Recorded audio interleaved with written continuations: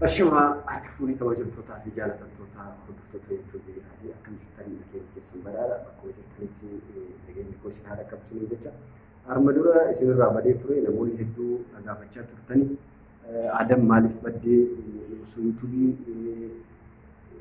subscribe hedduu qabu kana qabattee akkamitti feettaa maaliif hin dalagne waan akkasii jettanii gaafachaa turtanii wantoonni sisirreessu waan jiruuf saniif isinirraa badee warroota iyyafataa turtanii ulfaadhaa galatoomaa isiniin jecha namoota YouTube channel kiyya kanaaf immoo faamilii ta'uu barbaadan subscribe gochuudhaan irraa fayyadamoo ta'uu ni dandeettan jedhee yaada YouTube kiyya kana warra na gaafachaa turtanii haarawatti bifa haarawaatiin waan haarawaa qabadhee wanta isin mufachiifne qabadhee isiniif dhufa wantoota haarawaa addunyaa keessa jirtuu fi haala yeroo irratti wal qabatee waan tokko irraa hin haasayaa jechuudha. Walumaa galatti wantoota viidiyoo shamarran keenyaa walii gadi qilleensarra deemaa jiru kana niin argaa quba qaba. Irraa dubbachuu waan hin barbaanneef laash jedhee bira taree jechuudha.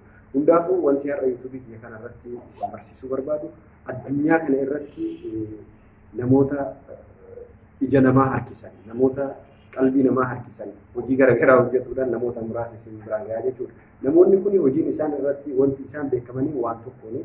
Innis maa inni fuudhaa fi heeruma yookaan cidha afaan Oromootiin cidha jennuu kanarratti namoota cidha isaanii irratti cidha isaanii itti cinqamanii cidha kenna maaliin ka uummata biraatirraa adda goona maaliin addunyaa irratti beekamtii goona jedhanii namoota wanta garaagaraa dalagan waan isin ajaa'ibu takkaa waan isin addunyaa kanarratti ni jira wanti akkanaa jettanii hin yaadne namoonni muraasni warroonni dhageettan jiraattuu ni mala garuu namoota hin dhaga'iniif kanatti maalitti isin dabarsaa jechuudha. Qabxiilee yoo xiqqaate namoota 13 yookaan sanii asis 12 11 sanii olis isiniif himuu danda'a inshaallah akka yeroo nagayetti jechuudha. 13 irraa jalqaba. Qabxiin 13 qamisii dheerinni isaa kophee yookaan faana 656 dheeratu. Dheerinni isaa jechuudha isa veeloo jedhanii kan dubartiin uffattee ittiin heerumtu san jechuudha. Isa diratteetiin addunyaa ajaa'ibsiistee jirti addunyaan ajab jedhee baay'ee dinqisiifatee jira jechuudha. Kanaaf kana fakkaattii jechuudha. Qabxiin 12ffaa inni 12ffaa qamisii kireema irraa hojjetamedha. Waan isin ajaa'ibu lammii Yukireeniiti. Namichi nama waan mimmi'aayaa nyaatan kana wanta maal isiniin jedhu arguutti jirtanii waan isin uffatte kana waan akkanaa kana dalagaa. So namichi kun waan akkanaa kana dalagaa jaartiin isaa ta'e inni fuudhuu heddu kun veeloo anatu sii filataa jennaan waan ati jette tolee jedheen jettee irraa fudhattee gara veeloo isiidhaa hojjetuutti seenee erga itti seenee booda veeloo kana dalageef jechuudha. Veeloon kun wanti inni irraa dalagame harcee yookaan daakuu isa jennuun sanii fi wantoota akka sukkaaraa wantoota akka zayitii itti mammakamee waan mi'aaya jechuudha. Isa kararratti bibbitanii nyaatan san waan akkasii san irraa hojjetame waan isan ajaa'ibu lammittiin Yukireenitiin maqaan isii Viktooriyaa jedhamti. Viktooriyaan tun guyyaa cidha isii wantoota sochii ofii kan sochootu hunda isaa bifa nama ajaa'ibuun suuta sochootee cidha san addaan galchitee jechuudha. Kunis fuula addunyaa irratti baay'ee dhageettii argatee jira. Maaliif Viktooriyaan wanti san gooteef wanti isiin sosocho'uu dhabdeef hin sirbinee guyyaa cidha isii san hin sosochoonee sochii isii hunda jechuudha. Bifa of eeggannoo qabu tokko socho'aa turte jechuudha. Akka malee sochoote taanan wanti kun waan walitti hidhame waan ta'eef wanta lixii fi harcee wantoota akkanaa kanarraa hojjetame waan ta'eef harkaa bittinnaa waan ta'eef akkasitti dabarsitee jirti fuula addunyaa harkifattee jirti jechuudha. Qabxiin inni 11ffaa kunis waan nama ajaa'ibuudha.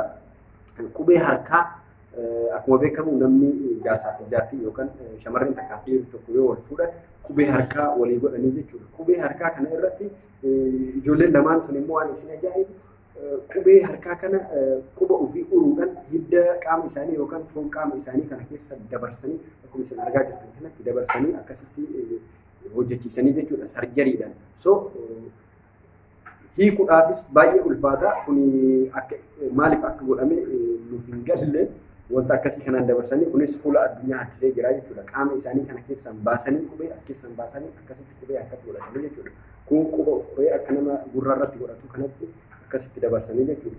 Qabxiin inni 11ffaa kurnaffaa namoota lama kan wal fuudhan ruuza facaasuudhaan samii keessa akka argaa jirtan kanatti ruuza facaasanii ruuza qofa osoo hin ta'in lukkuu guutuu akkasumatti akka bilchooftetti samii keessa ol darbuudhaan ruuza akka jiruun bibittinneessuudhaan fuula addunyaa hawwatanii ilaalcha ija namaa keessa seenanii jiranii kunis addunyaa irratti akka beekamtii isaaniif kennu taasisee jira.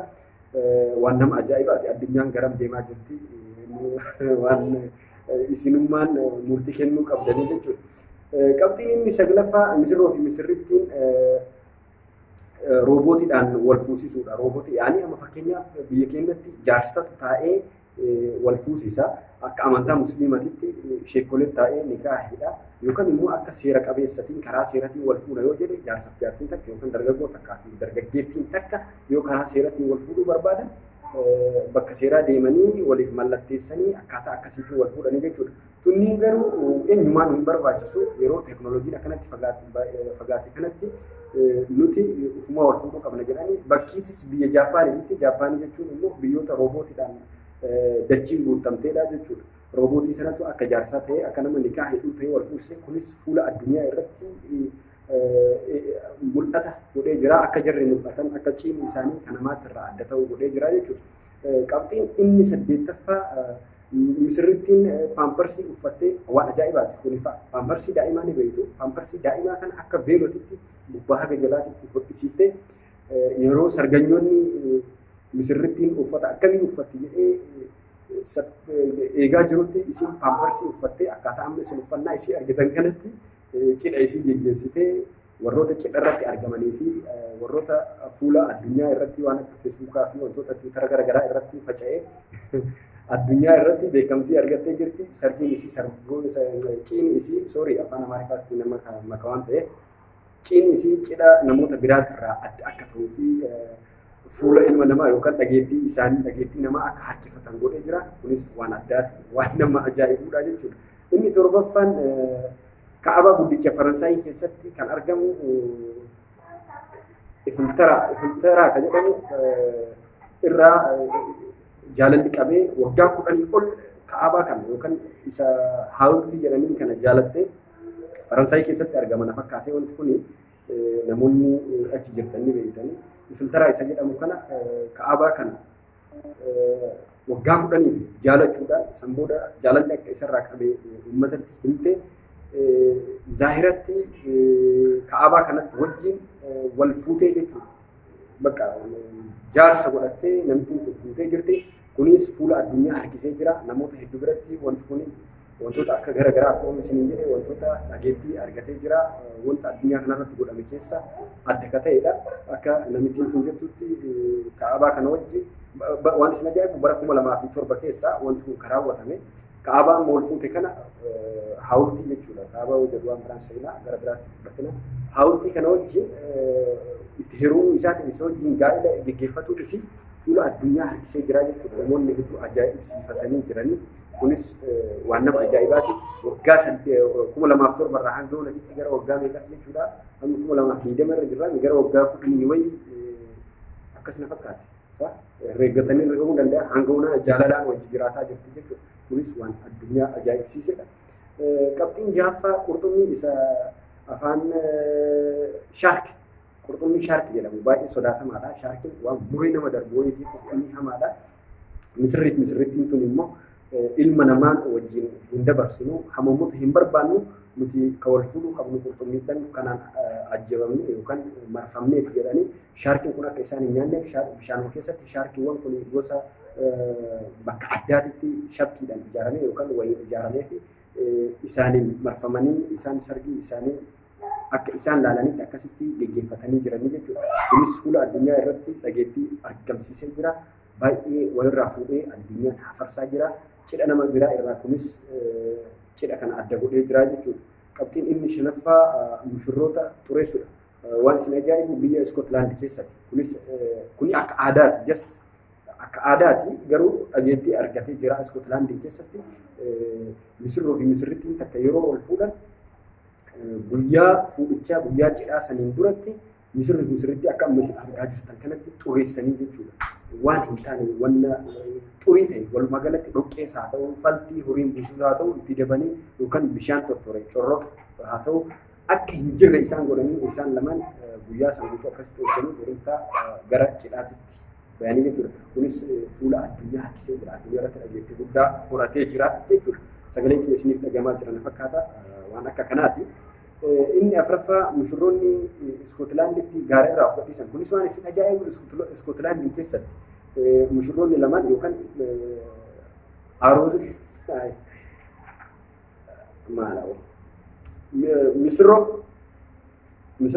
misirroon lamaan haarosni lamaan jaarsaa fi jaartiin warri wal fuudhan kun gaararraa wal gadhiisanii jiranii gaararraa of gadhiisuu jechuun bifa akka miidhamne eeggatetti yaani riskii guddaa barbaachisaa jechuudha achirraa of gadhiisuuf tokkoffaa nama beekamuun darbuu qabdaa nama dandeettii qabu wajjin of darbuu qabdaa jarri garuu rakkoos waan cimtuus waan badduus waan gaariis wajjuma argine yoo wajji argine jedhanii cidha isaanii gaara guddaa Iskootilaandii keessatti argamu qilee guddaa irraa of gadi dhiisanii jiranii kunis dhageettii guddaa argamsiisee jira waan akka kanaati jechuudha.